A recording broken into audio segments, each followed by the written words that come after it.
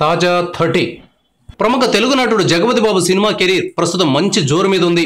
Hero పాత్రలను వదిలేసి villain, character ఆర్టిస్టుల పాత్రలు చేయడం మొదలుపెట్టాక ఆయనకు అవకాశాలు బాగా వస్తున్నాయి.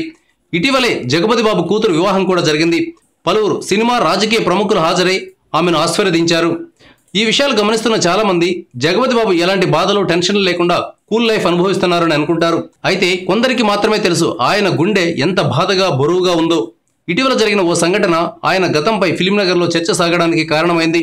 జగపతి బాబు తండ్రి, దివంగత ప్రముఖ నిర్మాత వీరమాచినేని బాబు రాజేంద్ర ప్రసాద్ తన కెరీర్లో ఎన్నో హిట్స్ ఇచ్చారు. జగపతి బాబు పుట్టుకతోనే ధనవంతుడు. బాల్యంలో, టీనేజ్లో ఎంతో గొప్పగా జీవించాడు. తండ్రి నిర్మాత కావడంతో హీరోగా పరిచయం అయ్యాడు. అప్పట్లో ఫ్యామిలీ హీరోగా జగపతి బాబుకు మంచి గుర్తింపు వచ్చింది.